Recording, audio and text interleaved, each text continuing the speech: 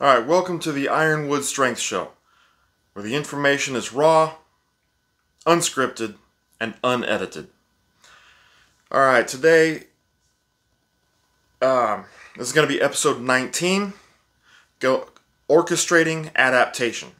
And it's been a little while since we had a lecture series video or episode come out, so just a few touch-ups on kind of what's been going on as far as the Ironwood Strength.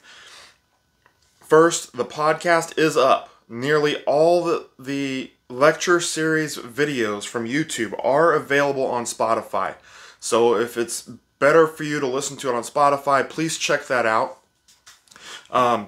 There's not a lot of content in the lecture series that necessitates a video. There are bits and pieces here and there.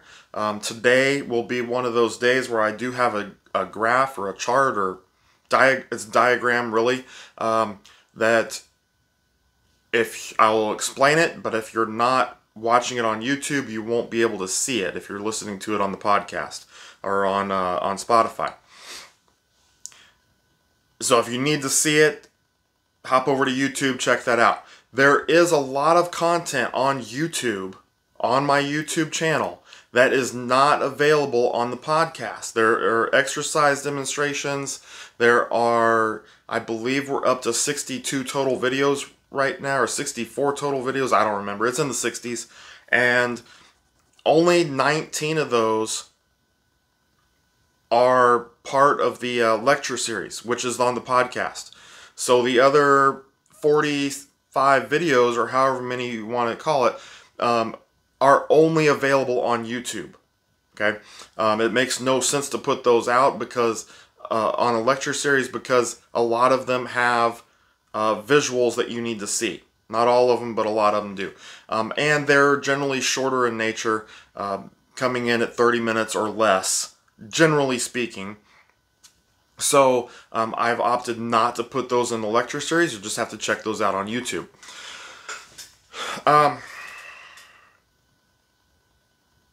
Again, as always, hit the like button, subscribe to the channel if you like the things you're seeing here, but also leave comments, ask questions, give me your feedback down in the comments section. I'll try to get back to you. I should get back to you, and that kind of spurs my mind as far as things that I can do for further videos later on, or for more topics for the lecture series.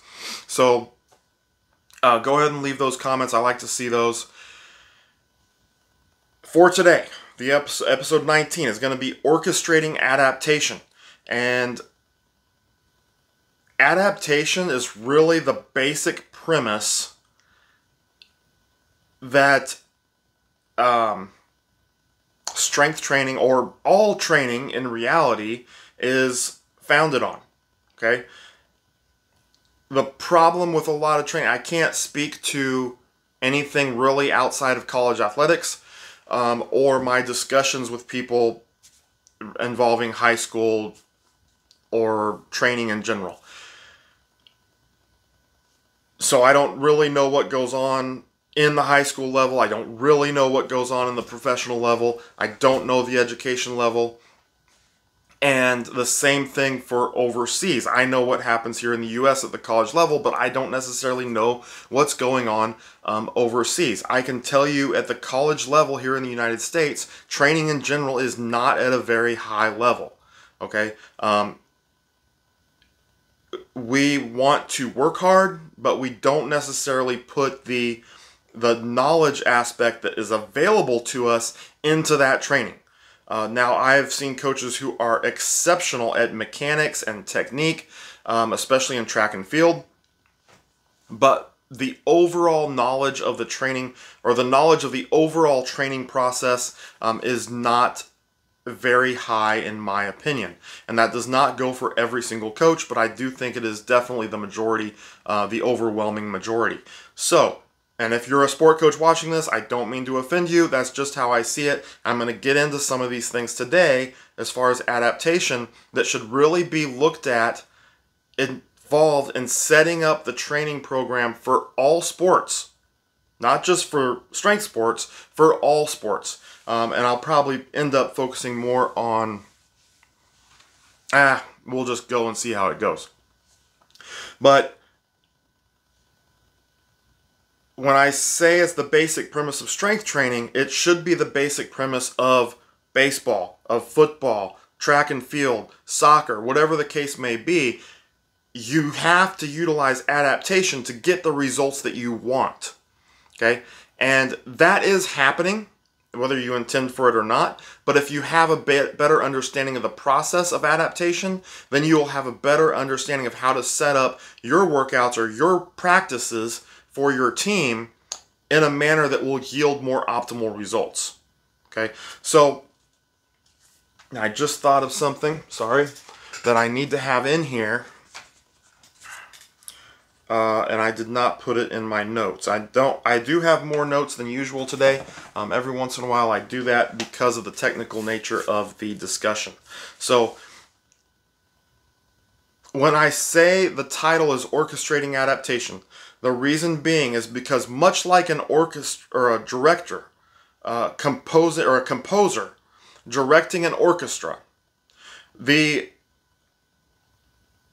outcome of training is dependent upon our program design and our implementation. So that composer, he writes all black and white music. All right, it is black and white. It's notes on a page. And you have different pages for different instruments. All right, it's not all the same. I'm learning this as I go because my daughter is in band and she has a different page of music compared to someone that plays a different instrument. So he outlines all this, the composer outlines all this music for each type of instrument that is going to be in that orchestra.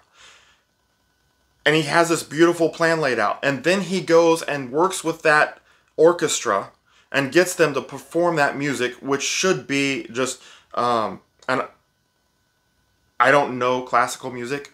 I do like it, but when you hear a symphony, it is absolutely beautiful music. Okay, so beautifully composed, beautifully performed. And it can't just be written on paper, which is a big part of it, but it has to be performed well, and they have to go through that practice process just like you would in athletics. The strength coach, and hopefully the sport coach, the head coach of the sport, is doing that, or a lifter who is in charge of his own training, or if you're a coach that works with lifters only, such as a weightlifting coach or a powerlifting coach, then you have that same role as the composer. You're putting together the plan. It is on paper. Then you have to take it to your athletes or your lifters or yourself and put it into practice and implement that plan so that when it's time to perform, you have achieved optimum results. Okay? And that improvement has been seen, and that they're performing in a manner that is optimal for competition. Okay? Whether it be a game, whether it be the playoffs at the end of the season, or the conference tournaments, or the national tournament, or in the case of lifters, maybe a national championship or a world championship, or maybe just for that one local meet that they're training for, that they're training to be their best in. Now, in this discussion, I am not going to get into the biochemical adaptations that take place throughout this adaptation process. Number one, I don't understand them all. My knowledge is not that high level. It's good, but it's not that high level. Number two, I would have to basically read it out of a book or write it down in a manner that I could, but I'd have to read it. I couldn't just sit here and talk about it. I would actually have to read it. It's far too technical for me. So that, for that reason, I'm not going to get into the biochemical stuff, and it doesn't mean I've never looked at it. It doesn't mean I don't have awareness of it. It's just not my thing. Okay, so it would not be a good idea for me to go into that discussion. So the first thing I'm going to hit on is the legend, and this is taught. Actually, I don't remember if I learned this in my classes or not, but I've heard this legend many times, and that's the story of Milo. And Milo was a strong man. Is in Europe, legend a long time ago. He was a strong man, performed numerous different feats of strength, and the legend has it, as a young boy, or maybe a teenager somewhere in that area, he had a calf. It was an oxen calf, and he would go out and pick up that calf. And the way I remember the story is that he would pick it up and put it over his shoulders. Okay. Now with a young calf, you can do that. This was a male calf, so it was going to be a bull. Okay. And as every single day, Milo would go out and pick up this calf and put it over his shoulders.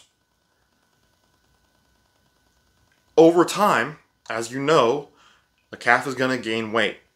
Okay.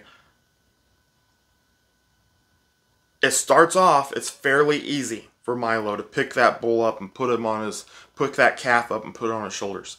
As time goes on, the calf gains weight. It gets bigger and bigger and bigger. Well, Milo keeps going out there and doing that every day, and through that time, he becomes stronger and stronger and stronger because the bull is getting bigger and bigger and bigger, until one day he was able to pick up a full-grown bull and put him over his shoulders, which we know is not possible. Okay. Now that is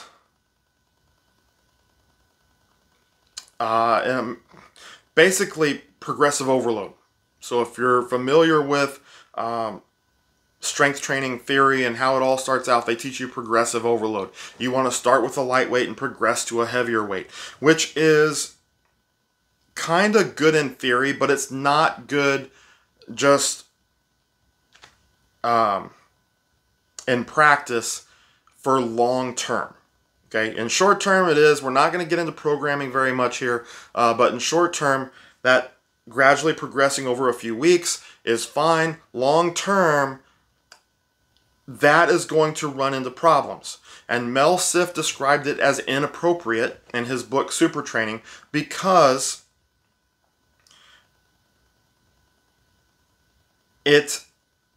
over the course of time, this would lead to overtraining. It could lead to stagnation, meaning you're just overtraining means you're going backwards essentially and putting your body in a state of risk for fatigue and injury. In the simplest terms possible, I can explain that. Stagnation means it's just going to stop making progress. So over time, your body's going to stop making progress with progressive gradual overload. The same with Milo. If he would have continued that practice, at some point it would have become impossible. It would have become impossible to continue to make progress lifting that bull. Which is why many people that criticize that idea of him doing that, because they say at some point in time he's not going to be able to put the bull over his shoulders. Which just for the size of it alone he wouldn't be able to, but when it comes to weight, there's going to be a point where his strength is not going to keep up with the mass gain of the bull. Okay? The same thing, think about a bench press.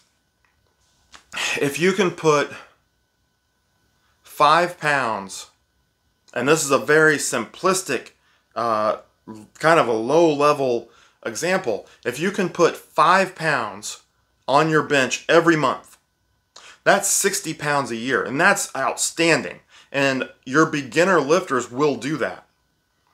But you don't put 5 pounds a month on it for eternity, because in 2 years, that would be 120 pounds on your bench. Maybe possible for some beginners. That's still pretty possible. You can go, someone that has great genetics goes from a 95-pound bench to 315-pound bench in 2 years. Is that right? 60 pounds, 120. No, sorry. 200 and 215. That's definitely doable for someone with better genetics than I had. And then 3 years, another 60 pounds. So now they're getting up to 275. And 4 years, think about this. This is high school. 4 years, another 60 pounds, which would be 335. Okay. Not very likely, but possible. But are you going to, how long are you going to continue that? Because at some point, you're not going to keep making 60 pounds a year. At some point, you may have years where you don't make any progress. Okay? So from a literal standpoint, progressive overload is not a great idea. Doesn't mean we can't utilize it at certain points. And the reason Sif went into that and said it was inappropriate is because we know not just, I mean, yes, the overtraining, the stagnation, and the injury, but we also know that phases of increased loading have to be or they should be alternated with phases or periods of decreased loading. And yes, this goes for practice too in sports, not just lifting weights. All right, we need to stop separating these as they're two entirely different things. They're really the same thing. All right, practice has high demands at certain parts of the year. And then you need to back off so they can recover and adapt to those demands. We'll get more into that model here in just a minute. Or in a few minutes. So, and it's actually, the tissue repair and growth actually occur during your periods of restoration or your periods of decreased loading. Okay, because if you're constantly loading hard, your body cannot continue to adapt, and it needs to have a period where it can recover and adapt. If it doesn't do that, it's going to stop. It's going to stop making progress. Okay, and the progress is really made in those decreased periods of training. Okay, so the next concept we want to look at in adaptation kind of goes right along with what I was just talking about. The SAID principle. Specific adaptation to imposed demands. All right, basically what this says is, if I bench press heavy, I'm going to get stronger in the bench press. But that strength isn't necessarily going to carry over to a squat. Okay, I can bench press all I want, and my bench press is going to go up, but my squat's not. Why? Okay, because of that specificity. It's going to improve in the manner in which you train it.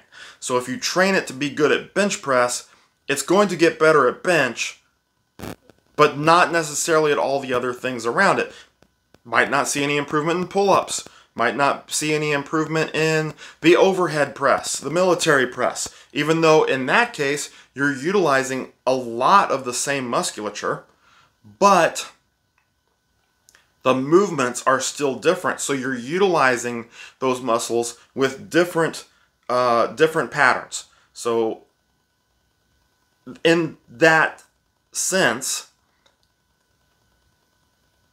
the specificity doesn't really carry over. Now initially, especially for very young beginners, like in their first couple years of strength training, the bench press may help their overhead press just in a general nature. But as time goes on, that's not going to be the case. Okay, you're going to stop making progress in the overhead press because you're only benching. So remember, specific adaptation to imposed demands. So it's going to adapt to the things that the demands that you place on it. But this only happens, the adaptation to imposed demands and the specificity will only happen if the demands do not exceed the adaptive ability of the body. Okay? And this is an extremely important concept. Your body has a certain amount of adaptation energy. Your body is a system. it only has a certain amount of adaptation energy. So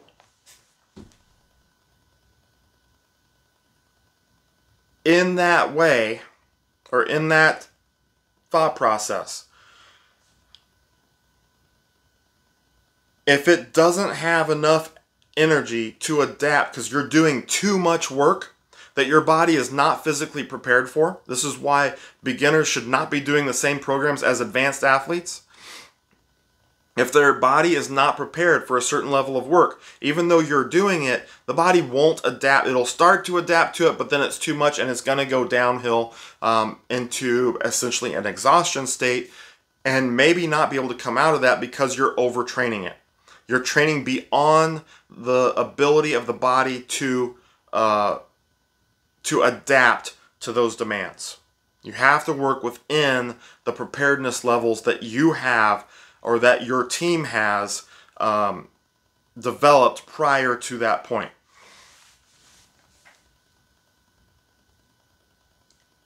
Okay, moving on to the gas principle, or what's known as, I don't know if it's a principle, I guess it is, but the general adaptation syndrome. This model was developed by Hans Selye. And I talked about at least this to a certain point in my episode, and I forget, maybe I have it right here.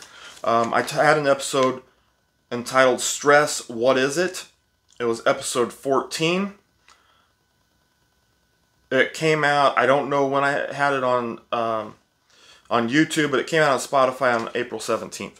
Stress, What Is It? It was episode, what did I just say it was? Episode 14. Check that out. These two conversations really go hand in hand. And I don't remember everything I covered, but the adaptation is built off of stress. Okay? And like I said, we're getting into more and more of that as we go. But the Hans Selye came up with this model. He wrote about it in The Stress of Life, the book, The Stress of Life. And in that, he defined, and you have to understand this concept before we move on, even though I'm probably not going to tie it in extremely well. You still have to understand this concept. The concept of eustress versus distress. Okay? Eustress, E-U, stress. That is good stress happening to the body. Distress is bad stress or negative stress. So eustress would result in increased performance, growth, or repair. So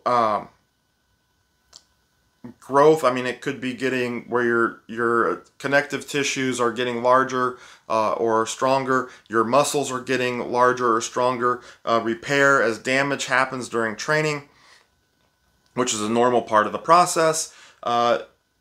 Eustress would be stress that allows you to repair those tissues. Increased performance is a result of something that was eustress. Distress results in decay. This is negative stress, and the results of it would be decay, damage, essentially injury, disease, or even death. Okay, and if you read his book, he talks about once you utilize up all that adaptation energy, the essential result is death. Okay, now whether that's the death of a cell or the death of a system or the death of a person. Because once a person can no longer adapt, let's say they have a disease, which is also distress, and their body can no longer adapt to heal from that disease, what's going to happen is they're going to die. The body will fight and fight and fight, but if it cannot heal itself from that disease, the result is death. We've found measures around that in the medical field many times, and which is why one of the big reasons why we have such a longer life expectancy now than we did 100 years ago or 200 years ago or prior to that. that now we have artificial ways of helping the body fight disease and damage and these things. So we can prolong death. Essentially, we're adapting, we're helping the body adapt to those issues.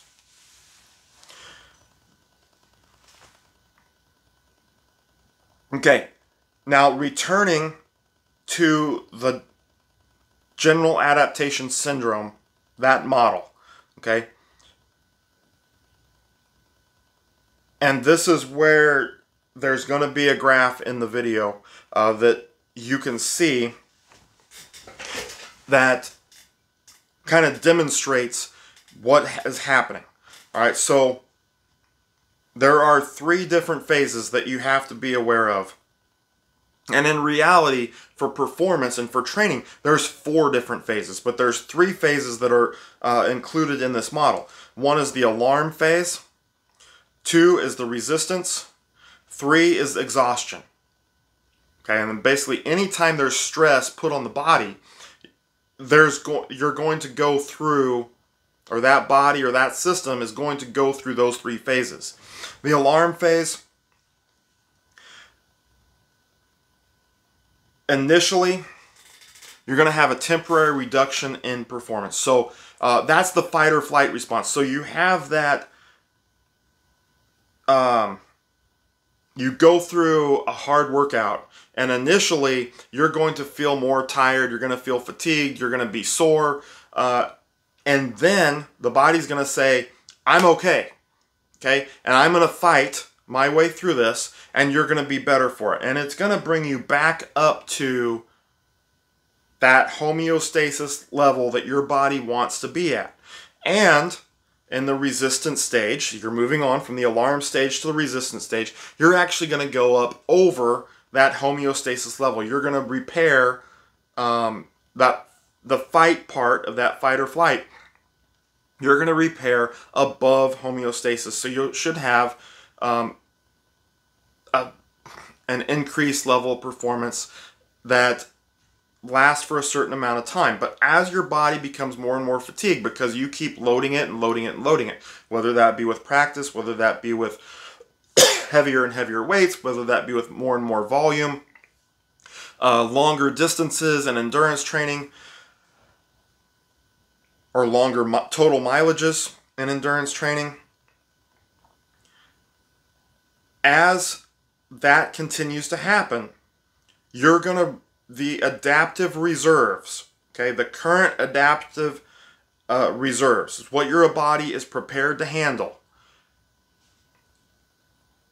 As that diminishes, your performance state is going to drop. It's going to drop down below, back below the homeostasis level. That is the exhaustion stage. If you continue and continue and continue to try to train hard, and you don't listen to your body, and you don't schedule deloads or restoration weeks to allow for recovery,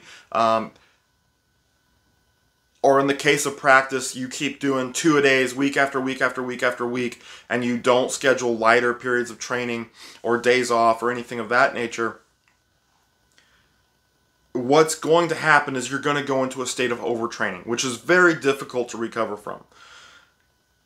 However, if you allow for proper recovery, the next stage is that you will move into supercompensation.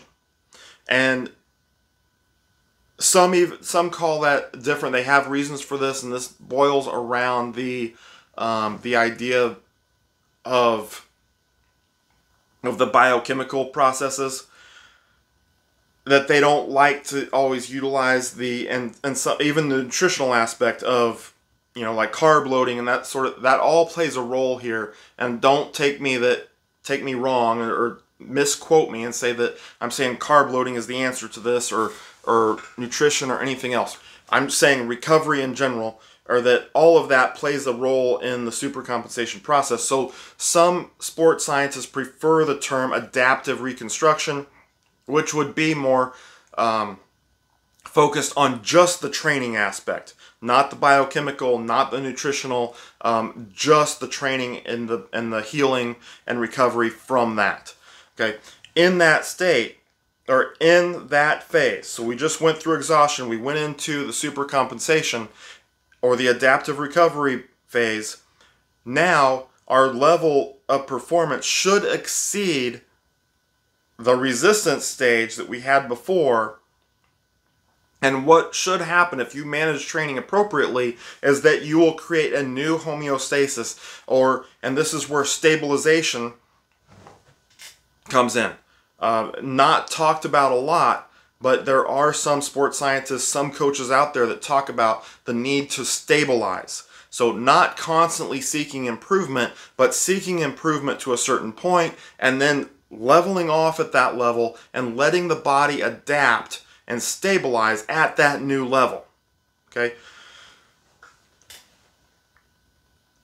From there, essentially, you would start the process over again with adding new stressors, going through the alarm stage, the resistance stage, the exhaustion stage, supercompensation, stabilize. Here we go again. Okay? And that's the basic idea of planning training or periodization, is you're going to set it up so that you go through these phases, with the end result always being supercompensation and establishing a new level, or adaptive reconstruction, and establishing a new level of fitness. By fitness, I mean achieving the results that you want. Maximum strength could be your targeted result or your targeted ability. That's what I'm talking about as fitness. It may be your conditioning level. It could be your speed. It could be any ability that you're targeting is your fitness that I'm talking about. Now, performance in a sport fits right in there. Okay, so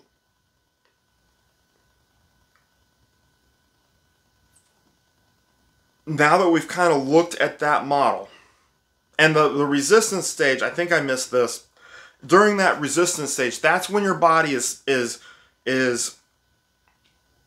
taking those current adaptation reserves that I mentioned, or your adaptation energy, and it's utilizing that to get better results. But it will run out. Okay, it's going to run out, and that's when you go into the exhaustion stage.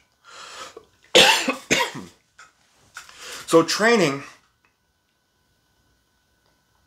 should systematically expose the body to stressors that enable it to handle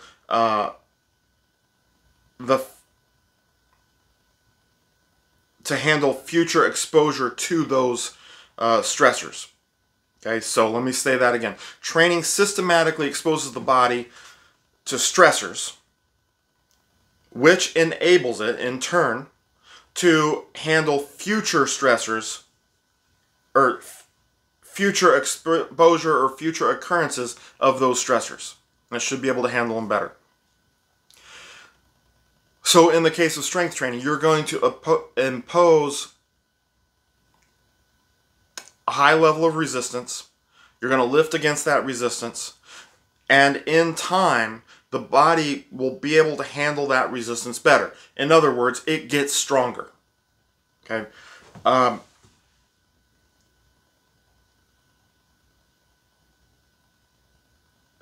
The training process should allow for recovery and growth during periods of rest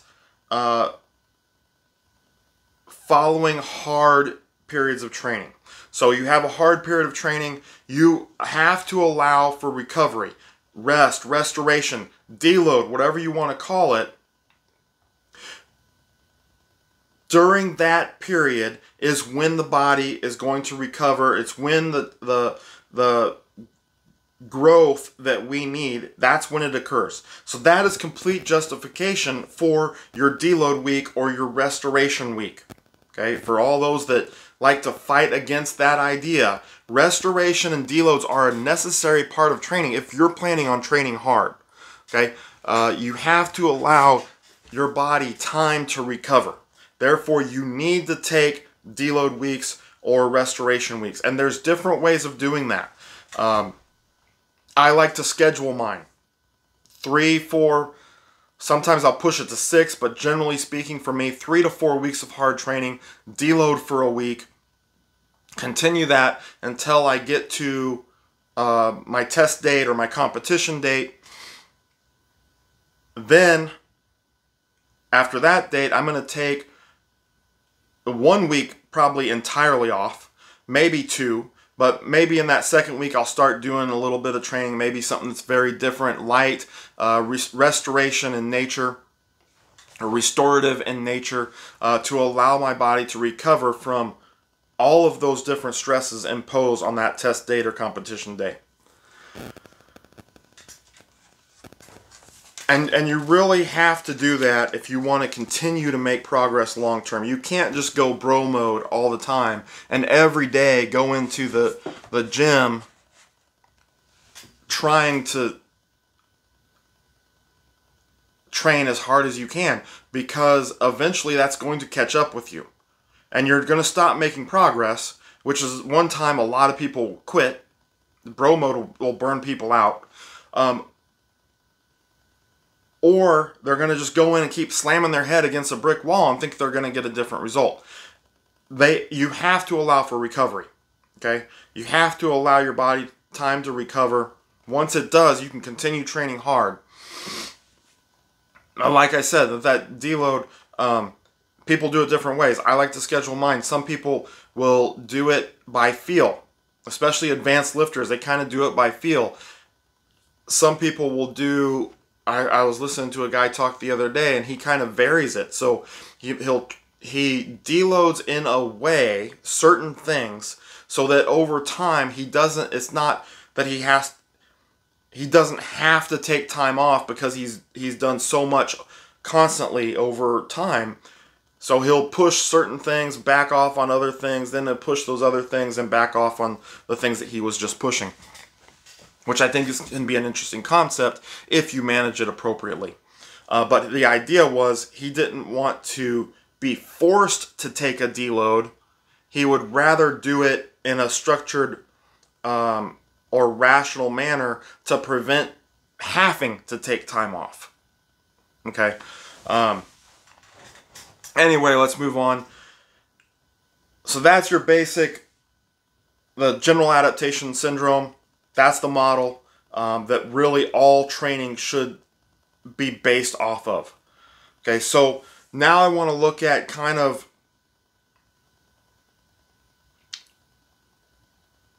their adaptation. Adaptation can work for us or it can work against us. So I want to look at a couple of those different scenarios. Directed training should yield results, directed training should yield desirable results or adaptation. That's provided that we're utilizing appropriate volume and intensity. If your intensity is too high for too long a period of time, you're probably not going to get the results you want. The same with volume. If your volume is too high for too long a period of time, you're not going to get the results that you want. Or if either one of those are too low. If your goal is to increase your squat, but you never lift more than 50% of your squat max, your intensity will probably be far too low and you're not going to get the results that you want as far as increasing your squat. So if you target and direct your training in an appropriate manner, utilizing the parameters that you need to utilize for progress, adaptation should be positive and allow you to achieve the results that you're looking for. However, too much stress yields little or no improvement and could cause a decrease in performance. So you can't just go in and train for 3 hours a day when your body is not capable of handling 3 hours of stress a day of strength training. You know, if you go in and bench press for 3 hours unless you're taking super long rest breaks, which is probably counterproductive, then your body is probably gonna do more harm than good. You're probably setting yourself up for injury. You're probably setting yourself up to actually go backwards and instead of going forwards and making progress. So just adding stress isn't the route that we necessarily want to go. We do want to add the correct amount of stress. This is not the conversation for that because it would take too long to break that down for beginners, for intermediates, for advanced, and all the different factors that can come into play there. The other area in which adaptation will work against you kind of goes along with just adding too much stress, but this is a little bit different. And I wrote an article several years ago. It's on EliteFTS.com. It's called Adaptation Revisited. Check that article out. I have some graphs in there, some pie charts or whatever, kind of explaining what I'm getting ready to say here, and I think they make it clearer. But this essentially is the person going back to bro mode, the person that wants to do everything. You know, they want to be good at their bench, they want to be good at their deadlift, they want to push the prowler and puke afterwards, they want to do circuits, they want to be able to run a mile in a certain amount of time, and they're going to do all of this all at once. Okay, they're going to make improvement all at one time. I would say most likely what's going to happen is they're going to make a little bit of progress in each one, but really not hit the ultimate goals that they have for any of them, unless they don't have very high goals. If this goes back to the adaptation energy that Hans Selye talks about. You have, let's say your adaptation energy is 100, meaning you can devote one here, one here, one here, one here, to 100 different items. Or you can devote it to 5 different items. 20 to the bench press, 20 to the deadlift, 20 to the prowler, 20 to running a mile, and 20 to your high rep squats. Okay? Sets of 20. Your body is probably not going to get divided out like that. Okay? Because what your body is going to say is, well, we're going to give more adaptation to your mile and to your prowler and to your high rep squats, because those 3 are very metabolically demanding. So they're gonna draw more adaptation energy, and we're gonna give less to your deadlift and your bench. So in reality, what it's gonna look like is you're gonna give 5 to your bench, you're gonna give 5 or maybe 10 to your deadlift, because the deadlift is gonna draw more than your bench, and then you're gonna give 30 to your squats. Okay, so that puts us at 45. Then you're going to give 40 to your prowler pushes. So that's 80, or probably not even that. So we'll give another 30 to your, that's 45. Another 30 to your prowler, that's 75, and 25 to your mile. So in that case, you're not going to get a lot of adaptation to your bench and to your deadlift, but you're going to get more to these other things. But you're really not going to get a lot to any of it, because if you took that 100 and you said, I'm going to be good at the mile and the prowler pushes, you would get really good at the mile and the prowler pushes, maybe 50 to each, because in reality, you know, if you're running a mile, you're just barely breaking into that oxygen or oxidative energy system. you're still got a lot of glycolytic if you're really trying to push it there. With glycolytic being, I believe, 45-second to 3 to 5 minute range. So if you're really trying to push that mile, you're probably not going to get there unless you're running a mile really fast. So, but those two could probably go together better than your bench press being thrown in there with it, or your deadlift being thrown in there with it. And I'm talking 1 rep maxes for those. Or maybe your prowler pushes and your high rep squats. Those would go really well together. Sorry, I should have had this planned out better before I started talking. So those two would go really well together. So if you train just for those two for like 3 months, you get really good at those, and then ditch them. You know, ditch them, push them to the side, or maybe just do them a little bit and devote a lot more attention to your deadlift and your bench, which is a 1 rep max, maximum strength, completely alactic. And now you can push those up further while just maintaining those high rep squats and your prowler pushes. Okay. So your distribution of adaptation is going to depend upon the demands of what you're trying to adapt to. And a lot of people do this. They try to adapt to everything. They want to be good at everything that they can possibly do, i.e. CrossFit. I'm not trying to bash CrossFit, but if you take your CrossFit athletes and just train them as weightlifters or powerlifters, they'll probably do a lot better than what you actually see in CrossFit.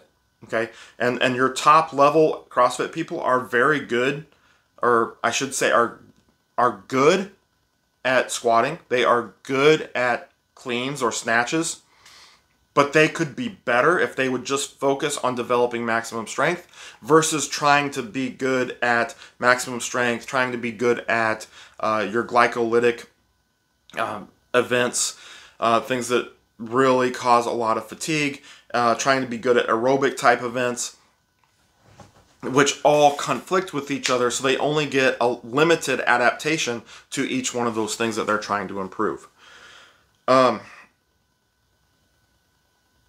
Hopefully I'm making sense there. Sometimes I think I'm just rattling on. So like I said, check out that article on EliteFTS.com. It came out several years ago. I'm wanting to say like 2014, 2013, 2014. It's titled Adaptation Revisited. I think it makes it's a lot clearer how I wrote it several years ago. So, but that's the other way that adaptation can work against us. It's by trying to be good at too many things, and your adaptation essentially gets spread thin instead of targeting specific things that you want to improve on and devoting time to each one of those specific things. So that is adaptation kind of in a nutshell. That's as far as I'm going to take it today. If you have any questions or comments, please leave them below. I'll respond to them.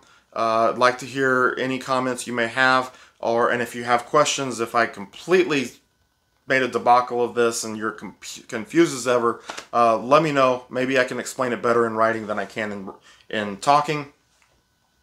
But until next time, always be in the pursuit of strength.